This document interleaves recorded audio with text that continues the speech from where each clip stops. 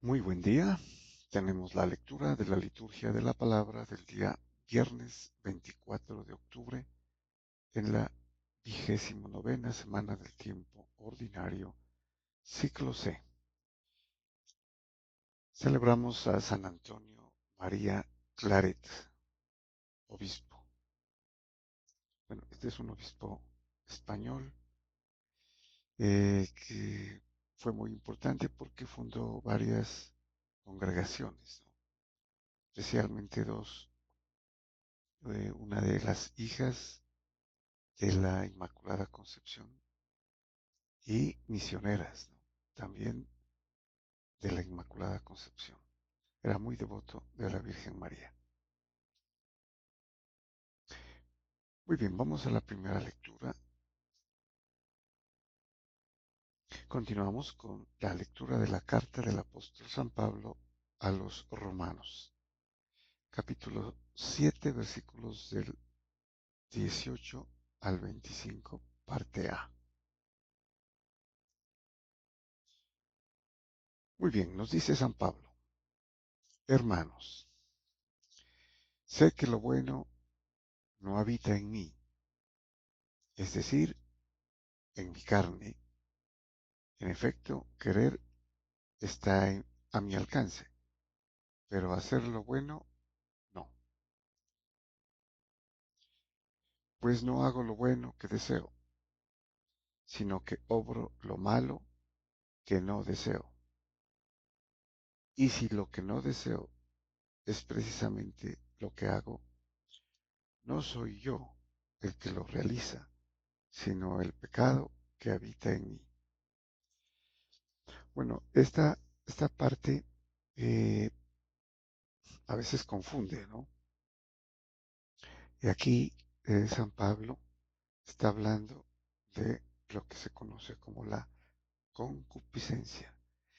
Por naturaleza, el ser humano eh, está orientado hacia hacer el mal, pero no es lo que desea hacer, ¿no? Especialmente si es una persona que ha recibido los sacramentos.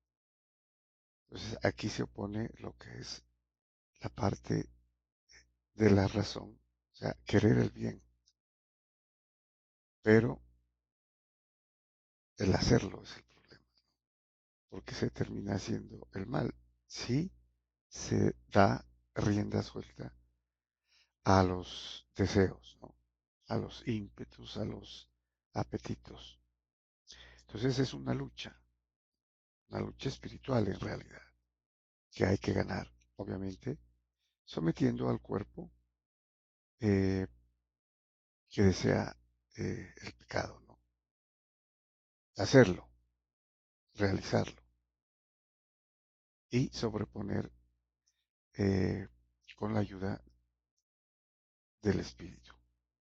Bueno, y continúa. Así pues, descubro la siguiente ley. Yo quiero hacer lo bueno, pero lo que está a mi alcance es hacer el mal. En efecto, según el hombre interior, me complazco en la ley de Dios, pero percibo en mis miembros otra ley que lucha contra la ley de mi razón y me hace prisionero de la ley del pecado que está en mis miembros. Desgraciado de mí, ¿quién me librará de este cuerpo de muerte? Gracias a Dios por Jesucristo nuestro Señor.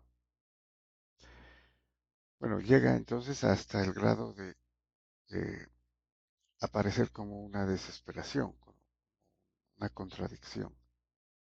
Dice que, desgraciado de mí, dice, ¿quién me librará de este cuerpo? Que es un cuerpo de muerte, que está sujeto a la concupiscencia, ¿no? Opuesta al hombre interior, que él aquí destaca como el hombre espiritual, ¿no?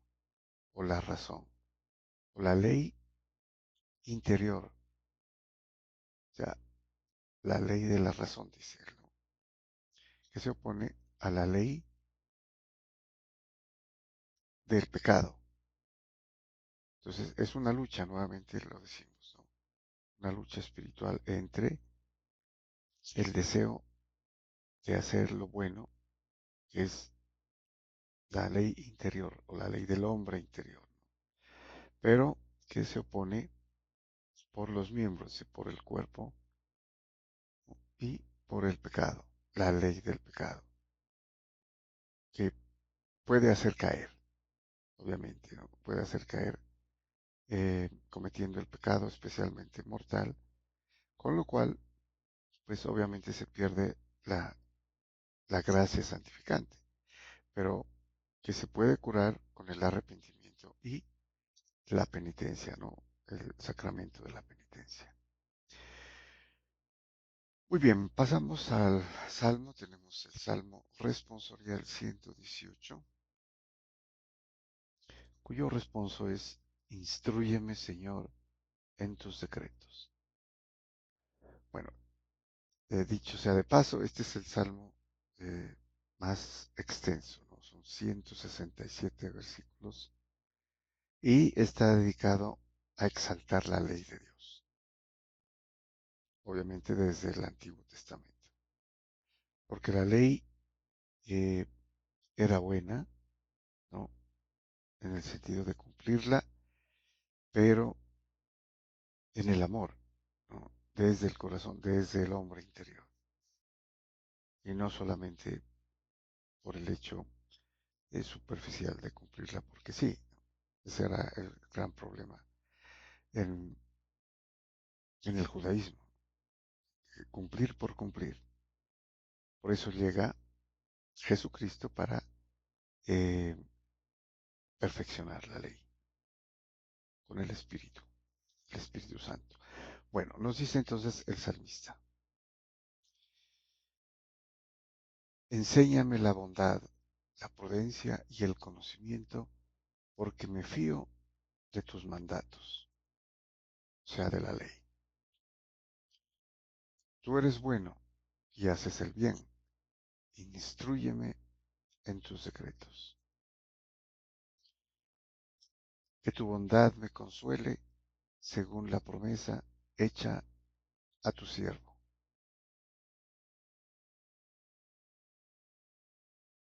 Cuando me alcance tu compasión, viviré, y tu ley será mi delicia. Jamás olvidaré tus mandatos, pues con ellos me diste vida. O sea, todas las menciones a la ley, ¿no?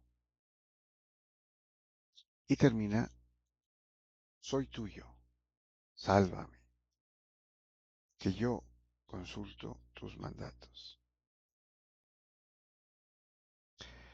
Muy bien, y pasamos al Evangelio. Continuamos con el desarrollo de la lectura del Evangelio según San Lucas. Tenemos el capítulo 12, versículos del 54 al 59. Su título temático: saben interpretar el aspecto de la tierra y del cielo, pues ¿cómo no saben interpretar el tiempo presente?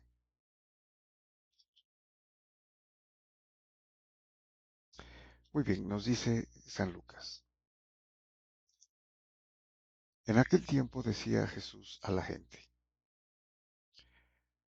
cuando ven subir una nube por el poniente, ustedes dicen, va a caer un aguacero.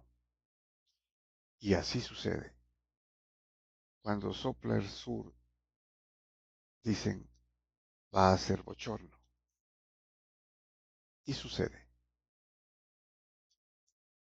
Bueno, recordemos que la cultura judía era una cultura basada en la agricultura y en la pesca. O sea, eran eh, expertos pescadores y expertos agricultores, ¿no? Y pastores, o la vida pastoril, ¿no? El ganado, eh, especialmente el bovino. Por eso utiliza el Señor esta figura, de que ellos saben, ¿no? Determinar el tiempo, los tiempos, las estaciones, porque eran expertos en las siembras y sabían cuándo eh, llovía, cuándo iba a ser calor. Sin embargo, esto está dirigido a las gentes, ¿no? A los eh, pescadores, agricultores, pastores. Bueno, los llama hipócritas. Dice, hipócritas, saben interpretar el aspecto de la tierra y del cielo, pues ¿cómo no saben interpretar el tiempo presente? Bueno, es como difícil, ¿no? Es que los llame hipócritas. Bueno, sin embargo hay una eh, respuesta. El problema es de los fariseos, ¿no? Que enseñan precisamente a la gente sobre eh, las cosas y de alguna manera desautorizan que ellos puedan hacer lo que hacen los fariseos. Pero de hecho estas enseñanzas de los fariseos que van en contravía, ¿no? al sentido común, digamos. Si los judíos, la gente sencilla, los trabajadores, saben, eh, por la experiencia y por el conocimiento recibido, saben predecir o interpretar los signos, ¿no? de la naturaleza.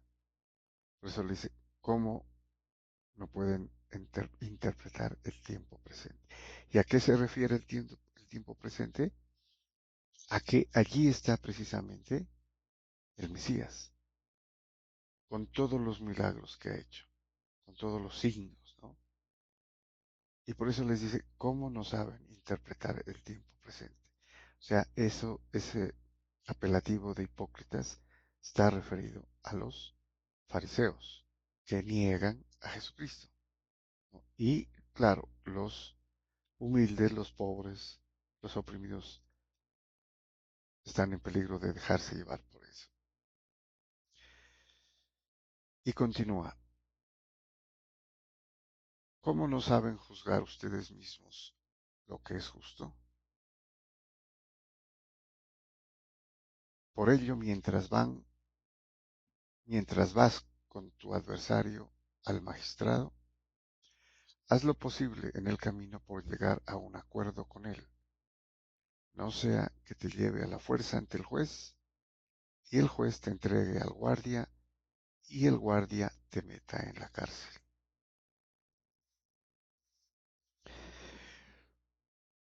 O sea que en la pregunta, ¿cómo no saben juzgar ustedes mismos lo que es justo? Claro que lo saben, especialmente la gente humilde, ¿no? Ellos saben lo que es justo, a pesar de que son objeto de injusticias, ¿no? Por la clase pudiente, la clase aristocrática y la clase religiosa, las autoridades. Y esta enseñanza, obviamente, es general, va para todos, incluso los fariseos, o sea, particularmente para los fariseos. La justicia, ¿no? Lo que es justo.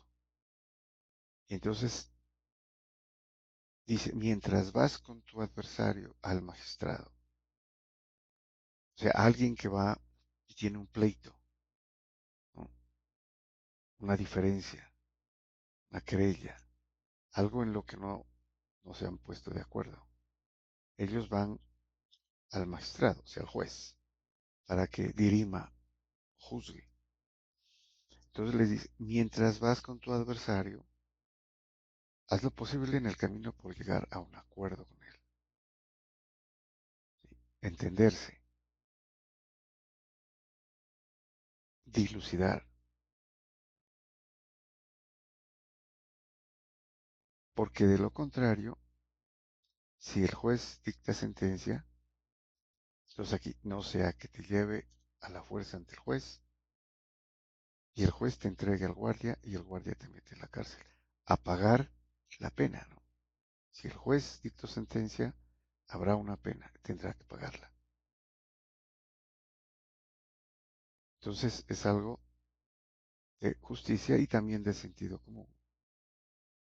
Arreglarse en el camino antes de llegar al juez, antes del juicio.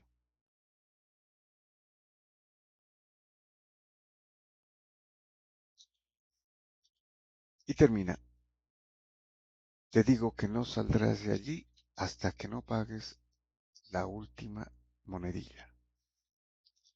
O sea, no va a salir de la cárcel hasta que pague todo lo que debe, ¿no? Si es un problema, por ejemplo, de una deuda.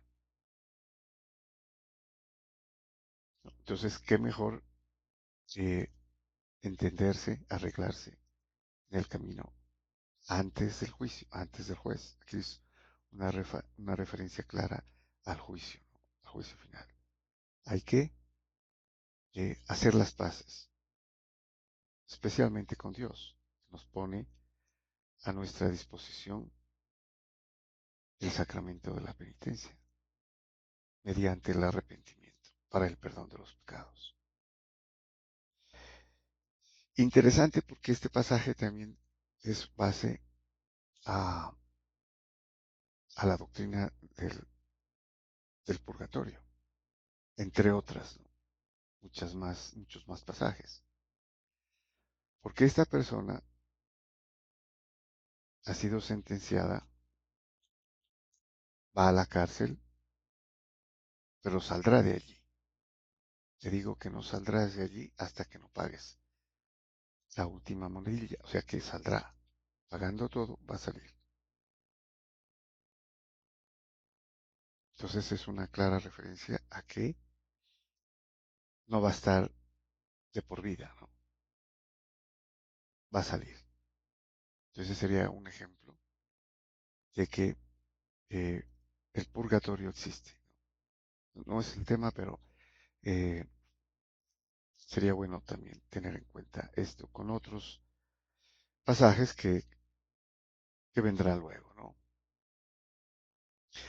Muy bien, muchas gracias y bendiciones.